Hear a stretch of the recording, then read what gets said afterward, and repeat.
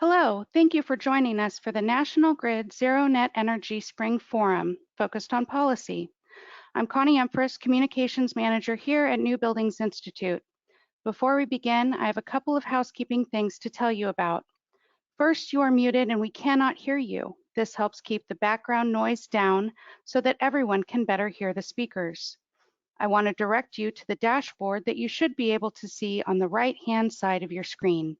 If you are having technical difficulties and cannot see the slides or hear our speakers, you can use this question pane in the dashboard to let us know and we will help you as we go. We will take a few questions at the end of the presentation. Please ask questions in that same question pane. Please take a couple of minutes to answer the survey that will pop up after the session. If you are seeking AIA credits, this is where you will enter your AIA number for credit. This session is being recorded. All registrants will receive an email tomorrow with links to the recording and slides for this session, and attendees will receive a certificate of participation in that same follow-up email. You'll see the learning objectives for today's session on your screen at this time. Kicking off today's presentation is Laura Rodemer, Energy Efficiency Lead Analyst at National Grid. Recognized as an intuitive leader who inspires, motivates, and unites cross-functional constituencies to work effectively together to produce excellent results. Extensive experience developing strategic partnerships, initiating collaboration, and implementing programs in Fortune 500 companies and diverse public sector settings, and dedicated to creating leading-edge initiatives. Over to you, Laura. Thank you all for attending today. We're really excited to be able to offer this webinar focusing on zero net energy and in view of the policy part of the sector.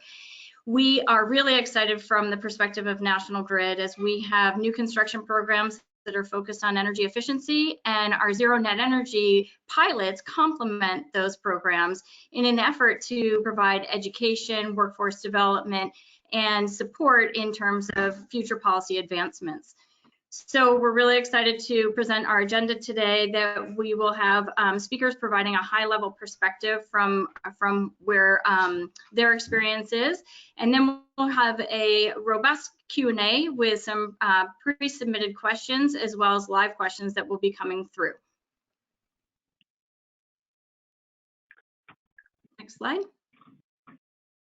And I'd like to pass it over to my colleague, Mona Chandra. Thank you, Laura. My name is Mona Chandra, and I work on commercial and industrial strategy for National Grid in Rhode Island. And I just wanted to give a brief overview of the pilot program for both commercial and residential buildings in Rhode Island. The goal of the pilot is to really design a full program offering in the future, provide education and information that will aid the market transformation to zero net energy, ultra efficient buildings in Rhode Island. The pilot offering on the commercial side is looking to partner with building owners, design and construction teams to learn how energy efficiency programs can support the building industry. The program has incentives and technical assistance, as well as some post-occupancy support that we provide.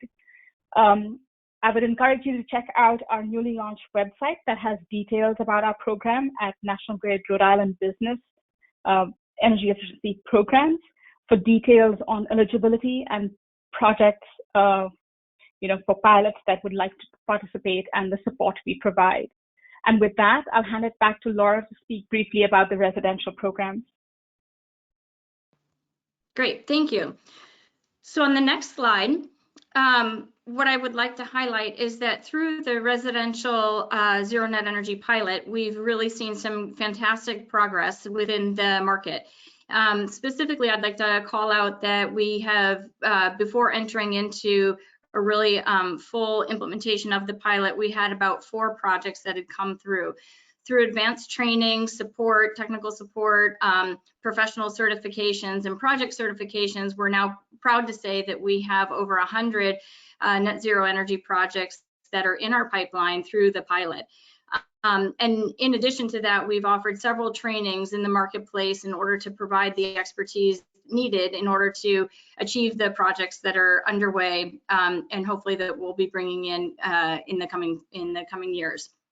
So here we also have our points of contact for getting involved in our programs.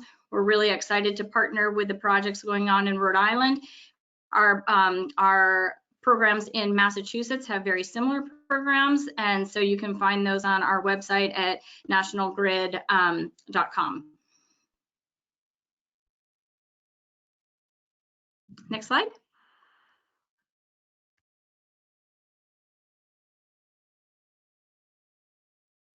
And I'd like to pass this over now to Becca Treach from the Rhode Island Office of Energy Resources. Great, thanks, Laura. It's a pleasure today to be able to moderate this awesome panel. Hopefully everybody finds it informative. Just to give an overview of how we're going to run this, we will have John Marcantonio give a 10-minute presentation, then Pooja, and then Seth will follow. After those 3 presentations, we will have a Q&A session as described by Laura.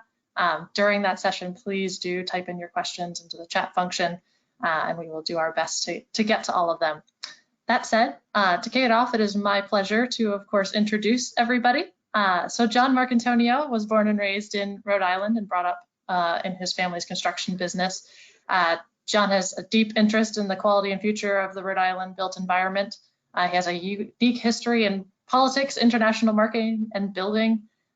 John brings a distinctive perspective to his current role as the Chief Executive Officer at the Rhode Island Builders Association and Builders Insurance Group. John serves to represent his members in a way that advances the building industry through strategic planning, workforce development, and legislative investment in the market.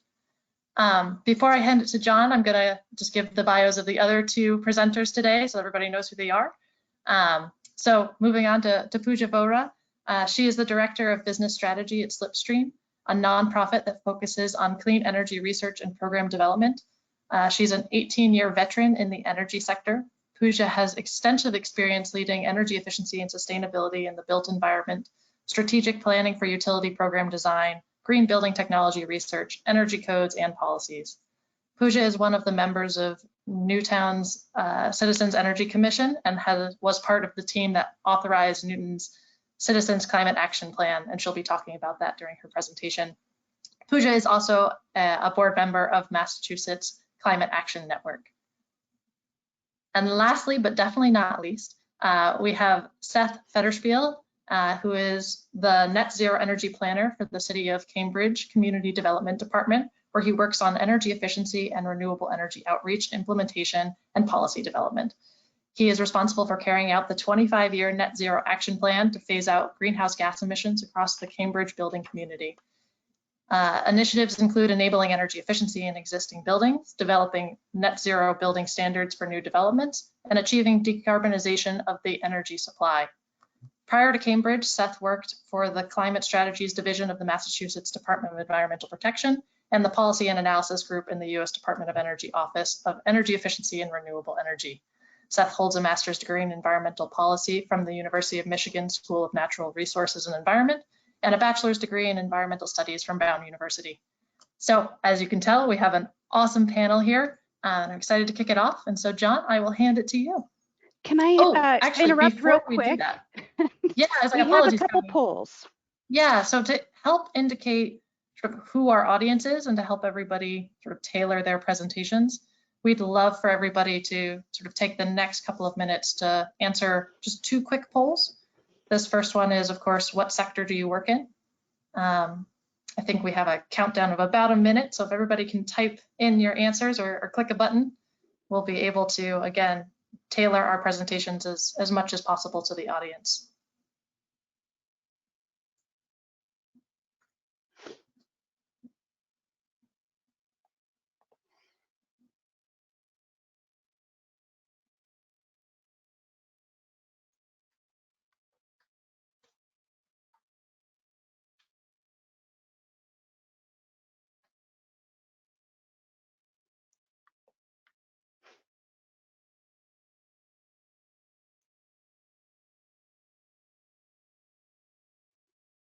Okay, there are the results Great. from the first I'm going to move it over to the second poll.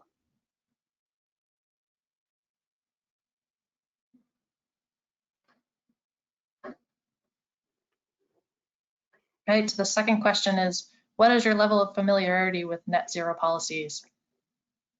Again, by answering this poll, you're going to help us to tailor our presentation. So thanks in advance.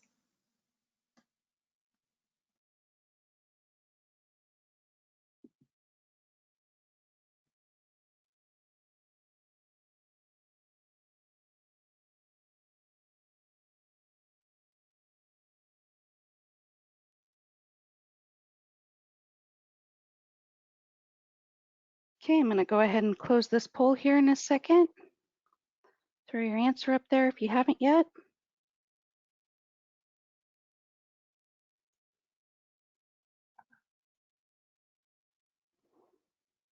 All And right, the results. So panelists, I think we have quite a few people that are somewhat familiar and pretty experienced with net zero policies. So I think we can probably get into the weeds as much as you would like, which is exciting. So on that, again, I'll turn it over to John and you can kick us off. Thank you, Becca. If we could go to my first slide.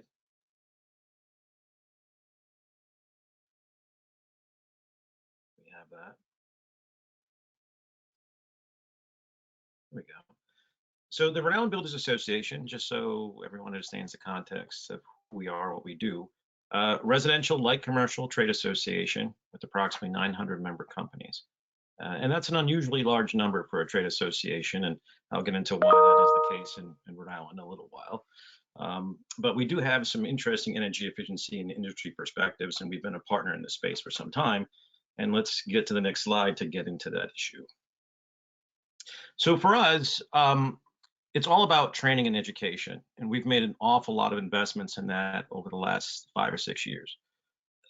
The generational employee transfer model, which is basically where your father was a builder or a contractor and you learned from him, or you worked for a contractor and then learned those skills and went into your own business. That model, at least in the Northeast, particularly in Rhode Island, is no longer effective.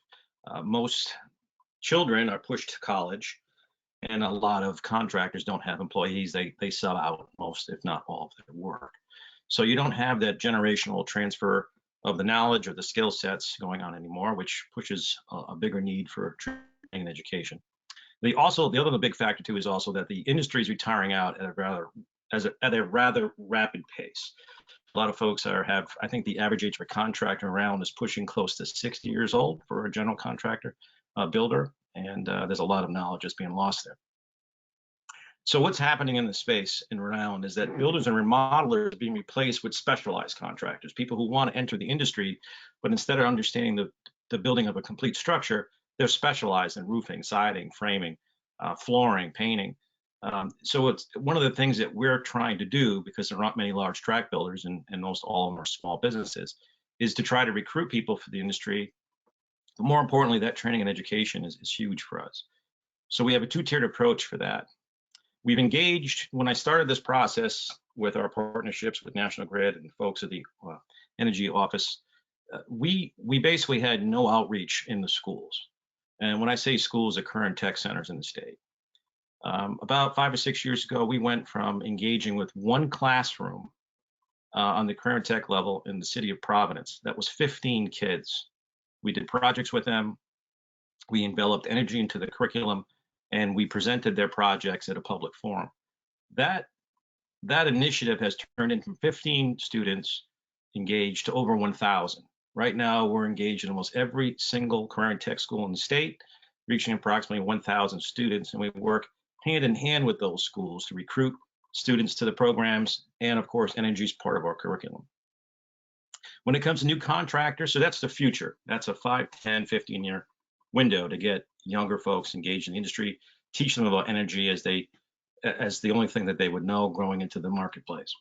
When it comes to new contractors themselves, folks entering the industry, we engage with them from the day that they register with education and development opportunities. We go to the next slide. So in a few years, our industry has gone from basically having niche energy builders, when I started in this role about 9 years ago, we had a specialized committee made up of 5 contractors who had heard of or dealt with or in the energy space. That went from a little niche towards pretty much common practice. We're seeing that education around this topic within the industry has taken from a really discussed topic to making it an integral part of our organization. And because of that education of the leadership and the membership and the outreach to both the public and the professionals in the industry, we've supported voluntary stretch codes, education, new technologies, incentives as the best path forward.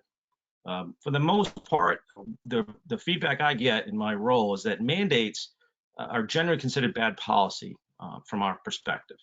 They're economically damaging to home affordability, which is a big problem in our area. And they cause training difficulties because they can be complex subject matters. And again, we have a lot of small companies instead of a few number of large companies that sets up the rest of the country. So, you may have, I think the state of Rhode Island, we have close to 10,000 registered contractors. And the few number of houses we built are built by a few number of by an awful lot of small contractors, I should say. So a lot of training difficulties in that space, a lot of market force disruption and competitive disadvantages from our standpoint. We see what used to happen years ago when it was such a specialized niche of information is you had 4 or 5 contractors who knew it and the rest had no clue. And so if you had mandated something, you literally have dysfunction in the marketplace. So our preference is education, training, starting to educate the students, bringing along the contractors in an incentivized way. So the next slide, please. One of the issues that we do hear from the folks who do build and incorporate zero net energy and other high efficiency techniques in the building is that they generally don't appraise. It's been a problem for us. If the extra monies you put into a house that's energy efficient or ZNE typically doesn't get recognized by the appraisal community. So it's tough to finance that. You can finance a fancy kitchen, fancy siding and all the bells and whistles that go into a house traditionally, but to add the energy efficiency components to a house, getting the appraisal community to go along with that has been difficult. And that's one of the things that our energy builders and the folks trying to enter that space complain about often. So we're doing a lot to try to change that. We're doing a lot to try to educate the consumer about it. We're doing a lot to try to educate the builder about it. Which brings us back to consumer training. We do a lot in this space in a collaborative way through cooperating with and passing and supporting funding for energy efficiency programs. We do a lot of outreach through our consumer shows and through our communications with the public. We find that the consumers have responded rather well to incentives, to education, to the social responsibility around energy and the value that can come from that when you do understand what's going or being put into your house. The other larger issue that's out there is remodeling and retrofits versus new construction. We find, as far as effectiveness goes, getting into a house, and especially in the Northeast, where these houses are hundreds of years old and haven't been touched in the longest time, and some of them still have no insulation in them, and certainly poor mechanical systems, that investing the time and energy and remodeling, training, and retrofits, and trying to make a house that was nowhere near efficient, very efficient, goes a long way towards achieving goals, more so than new construction. We build so little up our way that to solve the overall energy problem or make a dent in it, our focus is to try to push people more into that remodeling and fixing poorly built or energy inefficient homes. The last thing on the next slide here that I'll touch on from our standpoint is legislation. We've been an active partner in this space. Our advocacy is one of the things that we do, obviously, is lobbying. And we spend an awful lot of time coordinating with the energy resource professionals, National Grid, and other groups. And, obviously with our 2 cents here, trying to support legislation that we think is fair and pushes the issue forward in a reasonable, rational way that the building community can respond to. And so we've gotten an awful lot of joint support in some of these key pieces of legislation, some of which are outlined here: the creation of the Renewable Energy Professional designation, the Renewable Energy Growth Program. I mean, Becca can go on and on about some of these in more details, but we have done an awful lot in that space, and that's starting back in 2014 In 2016, the next slide, we had some pretty large accomplishments in that space as well. Oops, going back one if you could. The renewable energy funds, all these things that help bring about the solar residential industry in the state. We clarified that residential net meter solar systems, can't be taxed. So we did an awful lot in this space, again, cooperatively with our partners in the energy sector. So that's basically my short presentation as to where we are as a building community here in Rhode Island on the residential side. We consider ourselves a partner in the energy space, and we look forward to working with, providing feedback, and trying to hit those targeted goals from our perspective with everybody else. So thank you, Beck. Great, thank you. And next up is Pooja Vohra. Connie, are you able to leave those slides? Perfect. All yours, Pooja. Good afternoon, everyone. I hope you can hear me. Sounds Okay. great. Yeah, okay, good. Hope everyone is doing good. I wanted to spend the next few minutes giving you a high-level overview of City of Newton's recently developed climate action plan that I was part of. Next slide, please. So this plan that was put together by the city and MAPC focuses on the next 5 years of strategies for the city of Newton, with the ultimate goal of becoming carbon neutral by 2050, which is very similar to a lot of cities across the US, but where I think we all may differ is on the implementation strategies. And so following that, the Newton Citizens Energy Commission developed another set of guidelines that focus on the implementation plan of the city's end goal. And I've provided links to both these reports here if anybody is interested to read through them. Next slide, please. Let me just give you a little background on the city. This is the breakdown of our greenhouse gas emission, and even though it's a little outdated, it continues to remain the same even today in terms of the mix. And you can see the dominant sector is residential, and then comes commercial, and then then comes transportation, and then commercial. And that's because we have about 25,000 homes. Most of them are older home stock. About 5,000 apartments, and the commercial space mix is a combination of mostly healthcare, offices, the groceries, and hospitality sector. So the climate plan actually reflects this current mix of building types that we have in the city of Newton. Next slide, please. Both the reports that I mentioned spent some time really digging deep into the current numbers of Newton and what trends we are seeing in the city. And I've highlighted a whole bunch of them here. For example, we found that about 90% of the homes were built before 1970. So there's a great potential for focusing on deep energy retrofits of this older stock. And then in terms of commercial spaces, we found that about 30 employers own half of the commercial floor space in Newton. So perhaps focusing on these spaces for achieving reductions would be a good way to start for the city. Next slide, please. This is really a very high-level overview of how the city broke it down into top strategies. First and foremost is development of partnerships, both internally and externally. And it's critical to identify internal champions and then identify resources to get the job done. And in this case, the city plans to add a position of an energy coach who would assist in the implementation of some of the strategies laid out in the plan. And then develop external partnerships, like with utilities and other local organizations who can together achieve the goals. As you saw in the pie chart, the second largest source of greenhouse gas emissions in Newton is on-road transportation. So greening of Newton's transportation and streetscapes was definitely a focus for the city.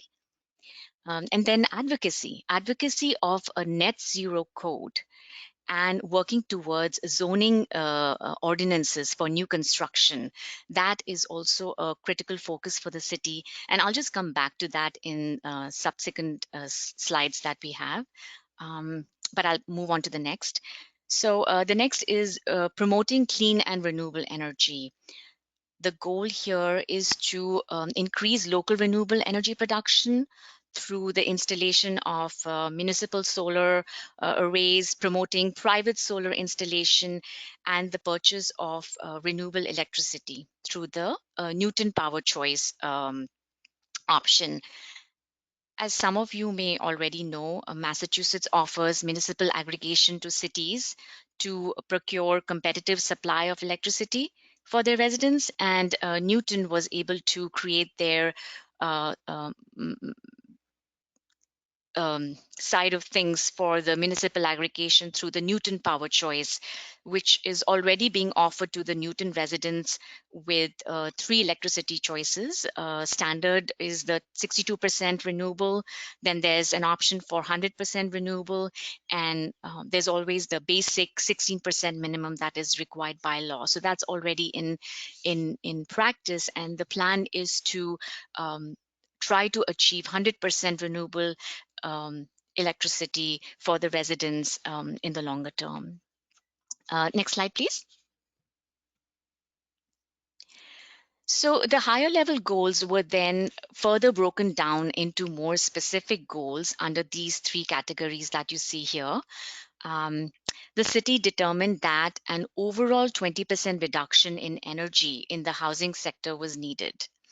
And 2 ways were determined. Making passive house a requirement, if possible, for all the new construction homes in Newton over time, and increasing energy efficiency retrofits by at least 2 to 3 times than what is currently being achieved.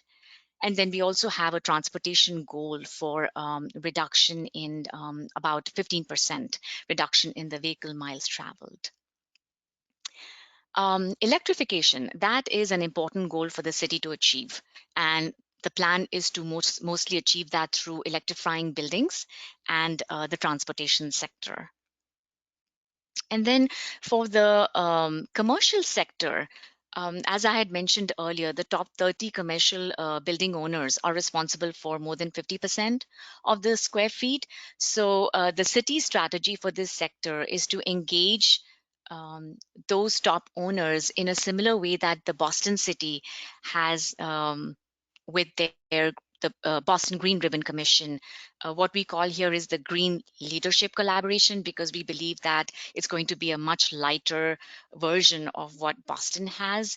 And hopefully with a partnership between the city, the utilities, and the participating property members, we should be able to achieve the greenhouse gas emission reductions for this sector. Next slide, please. I just wanted to spend a couple of minutes focused on residential, because kind of following through what John also has been highlighting, Newton is already seeing a development move, and there are some new large-scale construction projects coming about, which are a mix of commercial and residential. And we've also observed that about approximately 100 homes are torn down and replaced per year. And I apologize. Exactly at this time, I have the lawnmowers outside my house, so I really apologize for any crazy ambient sounds. So coming back to the presentation, all of these statistics make us believe that these represent a real opportunity for Newton to benefit from new clean energy and energy efficiency spaces. And we are addressing the new construction residential in the following ways, as I've listed here. Number 1 is advocacy. Like all cities and towns in Massachusetts, the city of Newton is limited in its ability to set high standards for new buildings because municipalities are not permitted to exceed the stretch code standards, which is being approved by the Massachusetts Board of Building Regulations and Standards, the BBRS. But we believe that through zoning, special permit, design reviews and advocating for a new net zero stretch code, which is currently under development, the city can try to achieve the goals for 100% all electric new buildings in the coming future. And then the other thing is zoning. There are some initiatives under progress by the city councillors in Newton. For example, they're working towards figuring out adopting a zoning ordinance amendment that would require or at least incentivize passive house and or net zero new construction, especially for special permits. They are also working on an option for passing ordinance requiring an electric option for all heating systems. And then a possibility of requiring new construction and major renovation to include a cost benefit analysis for incorporating energy efficiency. And then other zoning ordinance options, like if there are housing projects with roof area larger than a certain size, which we haven't developed yet, the city's working on it, that we require solar PV. And then probably incentivizing housing unit developments to be near public transit. And then lastly, the city is working closely with Eversource and National Grid. Eversource provides electricity and National Grid provides gas to establish a partnership so that together they can promote passive house and net zero construction in Newton. Next slide, please. And lastly, I'll just briefly talk about the existing residential properties. As I had mentioned to you, Newton's housing stock is old and inefficient, and about 90% are heated by fossil fuels, mostly gas, and there's a certain percentage of oil as well. And these HERS ratings can go roughly about 135 compared to new homes that are approximately 55. So we see a lot of potential in really providing energy efficiency retrofit opportunities for the residents in Newton and helping contribute to that 20% goal that I had mentioned earlier. And then these are some of the strategies that I've laid out here that the city is exploring. For example, the Solarize Plus and Heat Smart option, which integrates solar PV, heat pumps, and electric vehicles. And the city is also exploring a standardized building energy performance scorecard that they could incorporate when there's a transactional event happening for home buyers. And the plan is to work with local realtors to encourage the use of scorecards during real estate transactions, or to require them if at some point it becomes legally permissible at some point. And then again, continue to establish partnership and goal setting with utilities that the city is already working towards. And these are some of the goals that I've laid out, I've presented here that are at least tentatively the 2025 goals, and then there will be some recalibration happening depending upon where the city is with these goals over the years. Next slide, please. So with that, I wanted to thank you all for your time. I've provided contact information of the city leads. If you have further information, you can see that I have conveniently left my name out of it. But really, these are the key people to reach out to for any further questions. And so thank you very much. Wonderful. Thanks, Pooja. So obviously at this point, we have heard from John really about large-scale workforce efforts at the state level, and Pooja gave a great summary of what's happening in Newton. From here, we want to hand it to Seth to be able to give us a better understanding of what's happening in Cambridge and driving net zero construction there. So Seth, I'll hand it to you. Thanks very much, Becca. Can you see and hear me okay? Yeah, it looks great and sounds good.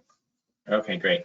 Well, thanks again for having me on this call. Really appreciate the opportunity to share what's going on in Cambridge, which is just across the river from Newton. So fairly similar municipal approach, similar size city just outside of Boston, though some key differences in terms of in Cambridge being a city with many large institutions, in addition to the residential population, obviously the universities and also the biotech industry that we have. So a bit more of a mix of building types that we then need to take into our account for our climate action plan. We have a fairly similar set of strategies to what Pooja described Newton is considering. But I'm going to actually focus this presentation a little bit more on the process that we use to get to those strategies, and then happy to discuss the strategies more in the Q&A. Go ahead to the next slide. So in Cambridge, we share, really global goals, obviously, to reduce greenhouse gas emissions. And I think the context here for this crowd is probably pretty well established. What I did want to emphasize is that the Cambridge Net Zero Action Plan, our climate action plan for buildings, is really trying to root itself in the science. And so we've seen from the IPCC the trajectory that we need to be on. And if you go to the next slide, we can see that Cambridge, along with about 15 other cities in the Metro Boston area, is committed to achieving carbon neutrality by 2050. And this is the pace of greenhouse gas reductions that we know that we need to achieve based on the science. And I think, if anything, we're seeing with the current coronavirus crisis that the importance of really planning ahead and acting well in advance of when we're seeing the impacts of these global risks. So go ahead on to the next slide. So in Cambridge, our Net Zero Action Plan is really focused on building emissions. And the reason for that is because in Cambridge, our emissions are mostly from buildings. So over 80% of our emissions come from buildings due to the high intensity of building uses in Cambridge and also the dense nature of the Cambridge community. So we're lucky to have good public transit and walking and biking options. So unlike many other communities, we actually see relatively low transportation emissions, and really the focus in Cambridge is on our buildings. Next slide.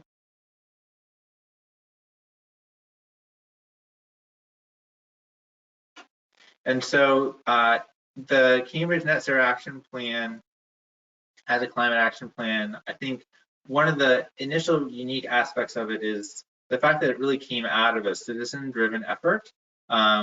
Way back in 2013, there was a citizen zoning petition asking the city to consider requiring all new construction to achieve net zero emissions. And that was in response to the development boom that the Boston area has been under for quite some time, and concerned that that new construction would make it impossible for the city to achieve its climate goals, if that new construction was not avoiding creating more greenhouse gas emissions. And so the city went through a process where they considered that immediate petition, but then also looked at a much broader strategy for greenhouse gas emission reductions from buildings across the city. And on the next slide, you can see the set of stakeholders that participated in that. We called it our Net Zero Task Force, or our stakeholder task force. And these stakeholders came from throughout the community. So certainly building developers and builders, owners and managers, architects and engineers, the affordable housing sector, residents and community advocates, as well as the universities and tech sector that play a big role in the Cambridge economy. And so I think really, again, a lot of the strength of the Cambridge plan is coming from that very strong stakeholder engagement from the start, and the goal of that stakeholder group to focus really on how we can achieve our emission reduction goals, as opposed to a can we achieve our goals. And so really that proactive problem solving approach has been embedded in our strategy from the start. Next slide. So the other aspect of that strategy that comes out in the final plan is a real balance of concrete and ambitious goals to drive progress moving forward, but also a strong commitment to adaptation, recognizing that technology and policy and scientific circumstances change over time. And so the plan really tries to balance those ambitious goals with adaptability and checkpoints over time. And I'll talk a little bit more about that in just a minute. Next slide. So in Cambridge, we define net zero in terms of community-wide greenhouse gas emissions from buildings. So want to distinguish that this is not net zero energy at the individual building level. Given the dense urban environment in Cambridge, we think that a community-wide approach focused on aggregate emissions makes more sense, because getting to net zero energy on a building by building basis would be very technically challenging. Next slide. And so our approach to that is to, like Newton, look across the building sector. So how do we take both new and existing buildings to really maximize the energy efficiency design of those buildings and enable energy efficiency retrofits to improve operations across the building sector, and then to bring in the renewable electricity supply that we need to power those buildings. And so on the next slide, we see the trajectory that we plan to get on from this. Let's see. Are you missing that slide?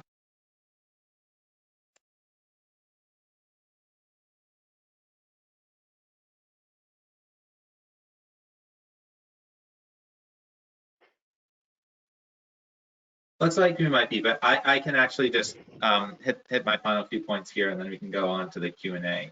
So just a couple more things I wanted to mention is that the Cambridge plan, within these 3 different sectors, the majority of the savings that we anticipate seeing are coming from the existing building sector. I think this is consistent with what we heard from John and Pooja.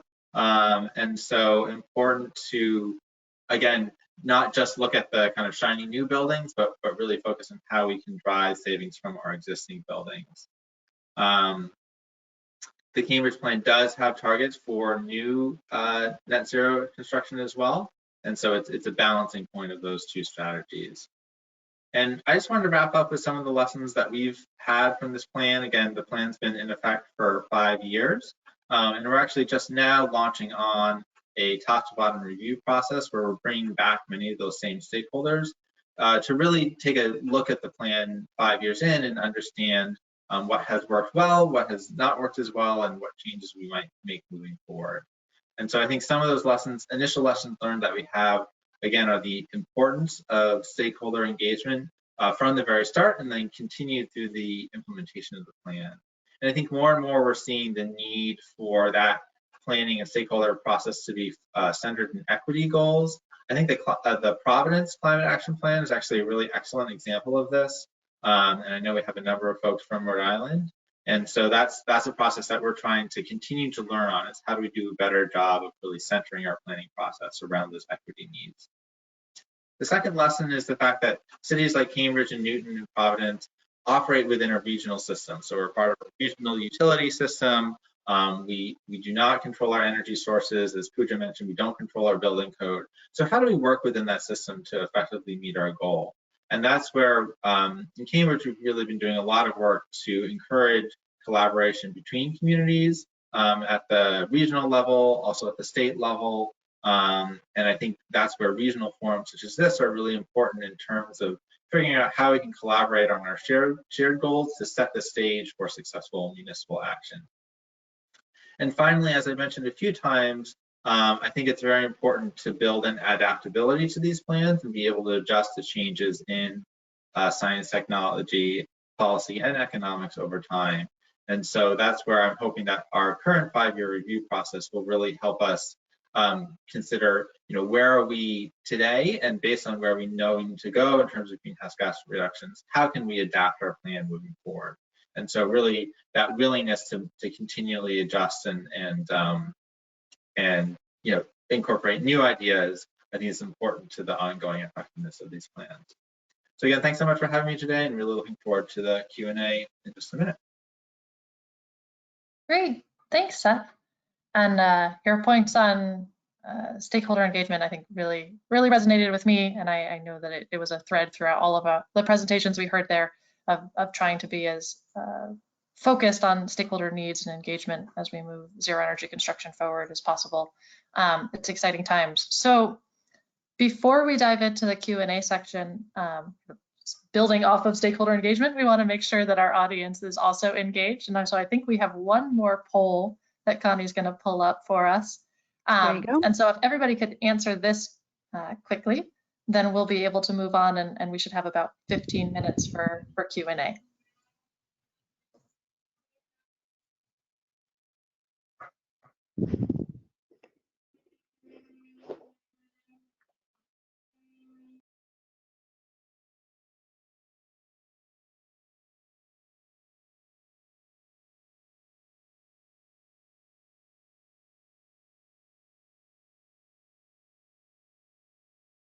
Okay, just a few more seconds to get your answer in.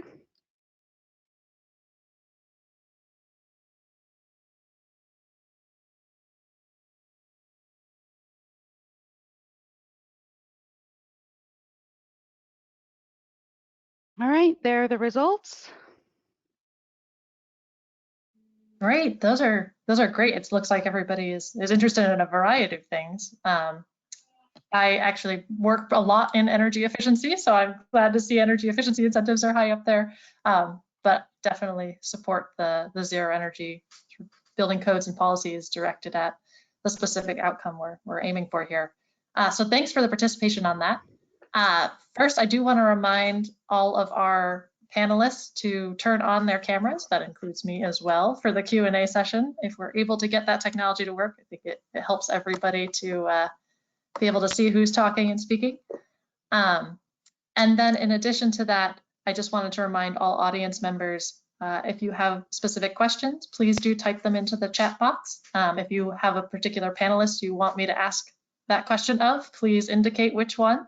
And Connie will be helping me sort of facilitate those questions. Before I get to them, I know that some have come in already. I did have one overarching question that I wanted to ask of all the panelists, just to sort of tie this to our current events right now.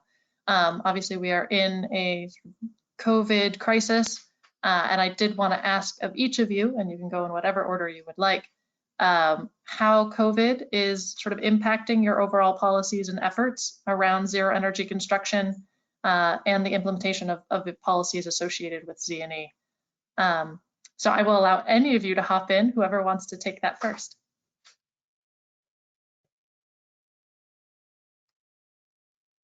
I can go ahead and start. So, as I mentioned at the beginning of our presentation, I think if anything, COVID is really illustrating the need for strong climate policy where we're anticipating future global challenges, though obviously we're seeing the impacts of climate change already, and really acting proactively to mitigate those challenges before they're even more impact than they are today. More concretely, I see COVID as a really important illustration of the importance of our buildings. As you can see behind us, we're all at home and spending a lot of time at home. So having buildings that are comfortable and healthy and safe places to be is really important. And I think low energy or net zero buildings tend to really embody those building health principles.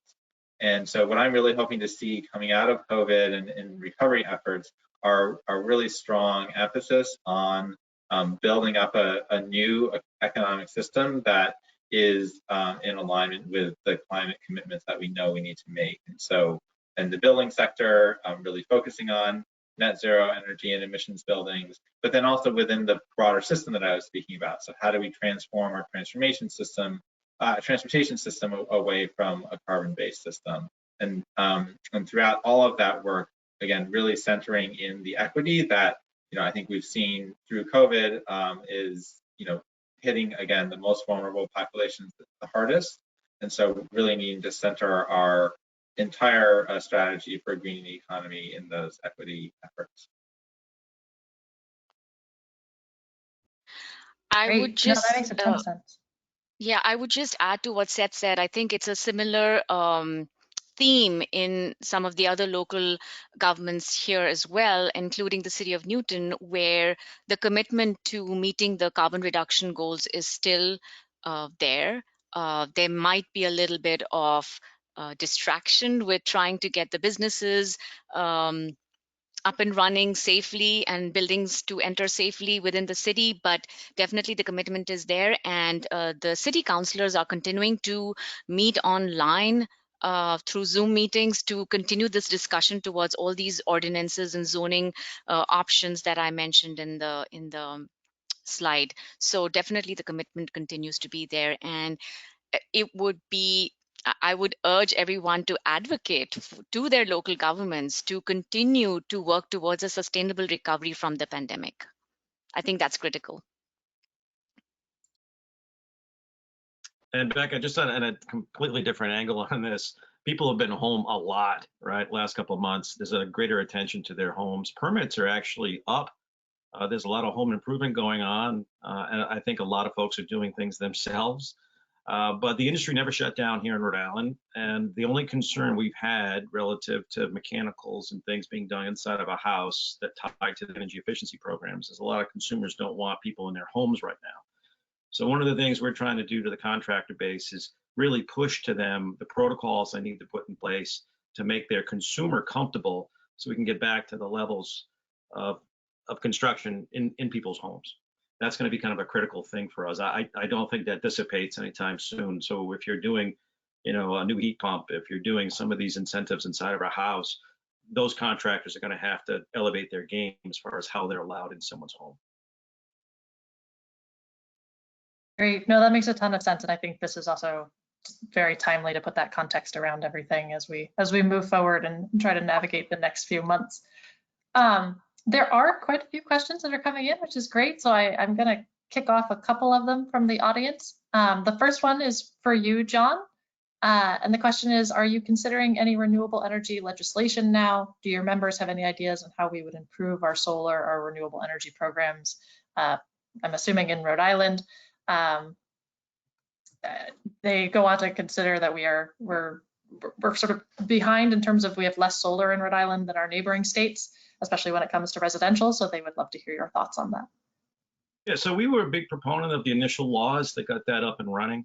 There was a lot of negotiation, as you can imagine, with different trades as far as who's, what work it was and who it belonged to. Installing a solar roof system versus an electrician installing solar panels. Electricians don't typically like to go on roofs. So we had to work out some compromise there and on the process early on. For us, it's been all about incentives, getting the consumer to tap into incentives that you all come up with and take advantage of those. And we've seen a very large growth proportionally, mind you, we're a small state, in that category in the last few years. And most of those policies come out of OER, and we're happy to promulgate them and educate in partnership again with National Grid, our membership in the industry. So we're still trying to get more and more contractors into that space so it's more competitive and so they reach more consumers. And we're always trying to get the energy incentive policies, which often come under attack, especially in tough budgetary times, to remain and grow. It's not just about work for us. We honestly believe that these are great policies, good incentives, and they help consumers. I mean, Rhode Island has very high electric bills, and I think those bills are probably going up. Certainly mine has gone up being home all the time over the last 3 months. And I think electrical and heating and all those things are going to be much more focused on in the future around. And we're here to help with that. Great. And just to add from the Office of Energy, yes, we're also very supportive of continuing to grow the solar industry within Rhode Island and support those clean energy jobs where possible. So we've really appreciated the collaboration with the Rhode Island Builders Association. Shifting gears a little bit, there's a question for Pooja on how building owners have reacted to the climate plan so far. In particular, the question is really focused on what are the best strategies that you've implemented thus far when it comes to large building owners. So is this specific to commercial or builders of homes as well? They say large buildings, so I would assume that it's probably more commercial, but I will leave it to you to. Okay, so right now the city is still in its planning stages, which is trying to identify who are those large building property owners, and we do have that list, and then trying to identify, it's going to be a stepped approach. We cannot have all 30 people participate in this Green Leadership Collaborative and have everyone get to work with their climate action plans and goals, especially in today's time where, these owners have other things that they're addressing through the pandemic. So the planning stages are on. The city is trying to identify who are those top 5 to 10 property owners that they can start off with, start the Green Leadership Collaborative with a smaller group, understand what would drive them to make a commitment to the climate action plan that would ultimately feed into the city's plan, and then work with the utilities and set certain sustainability assistance to these large owners to help them meet that goal. So it has to be a collaborative effort, and the plan is for the mayor to convene this group,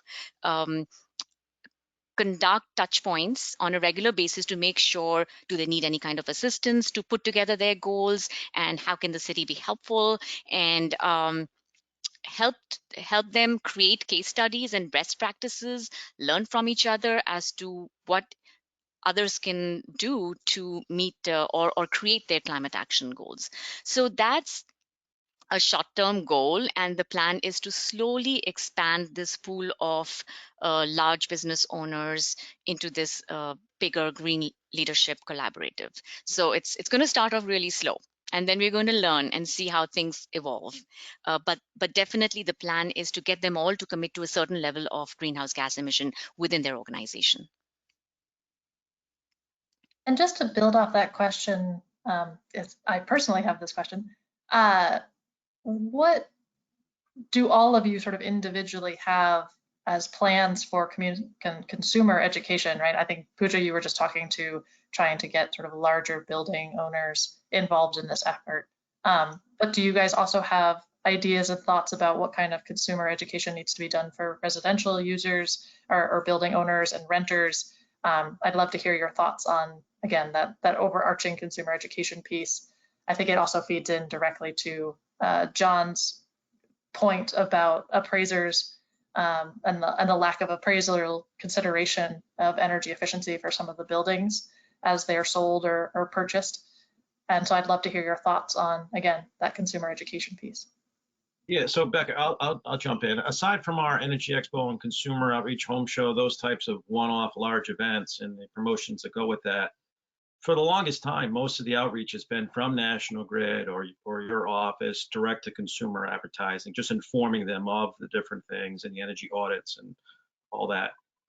As we have educated contractors, as more contractors get into this space, whether it be the builder or the mechanical installer or the tradesperson, now they are starting to advertise these things. They are starting to advertise their product being energy efficient, their product being ZNE ready, their ability to install or take advantage of incentives from the state to install new mechanicals. So you're starting to see the actual contractor advertise and promote and educate their consumers, which is a very large step in communicating to the public. It's an exponential step in communicating to the public. So all these things have been seeded from the workforce training, the education incentives, the outreach, the relationships through over time, and now they're starting to exponentially be reached. Great. No, that makes, again, I think that feeds in really well.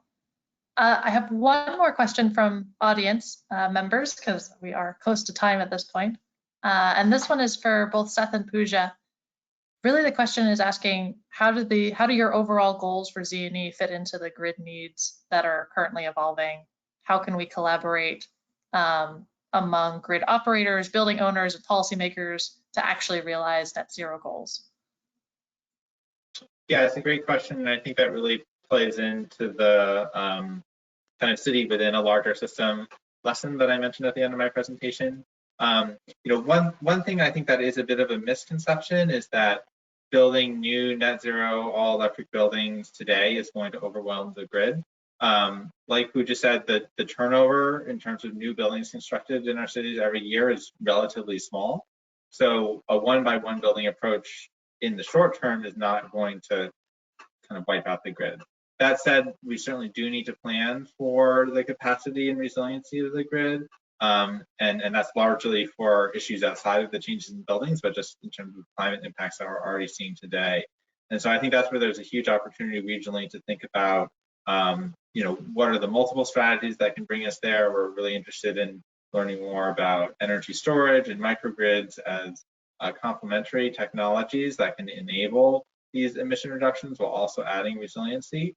And I think that for many building owners and residents, that resiliency message is likely to be a key point of engagement.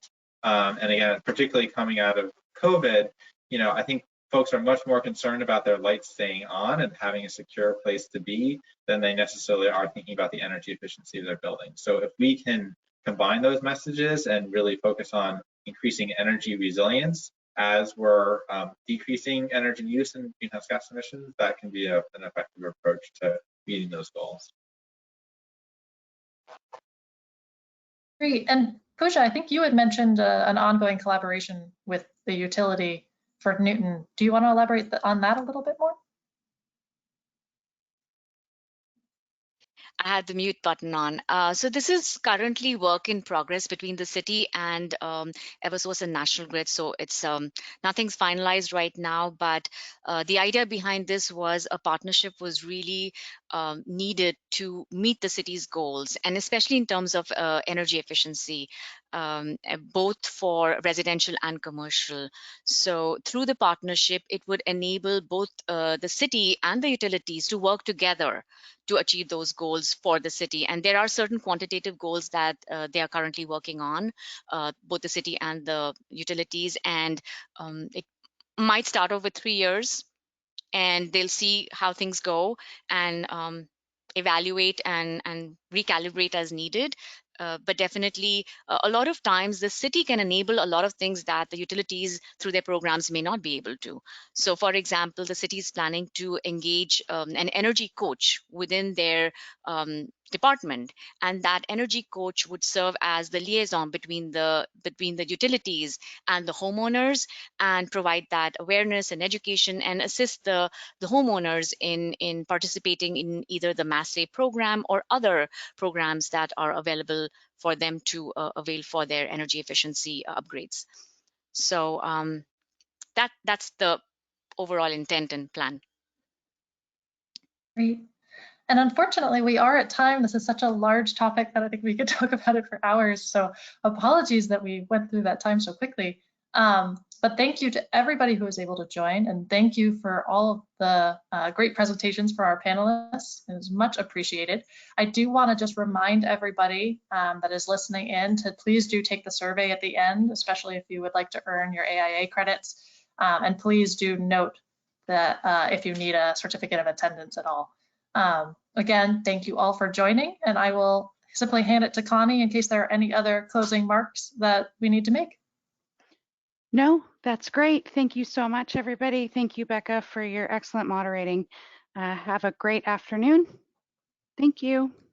Great, and I will hand it to Laura, who has one finger raised. That's okay. And on behalf of National Grid, we'd like to just thank the speakers and Becca for moderating. I'm really excited to hear about policy initiatives, education and outreach initiatives. I think that we've got a lot of great opportunities in front of us in order to help us get to the clean energy future. And we applaud all that you do, and we welcome your projects, and we hope that you'll be in touch with us. So thank you again all very much, and we look forward to you joining us the next time. Thank you.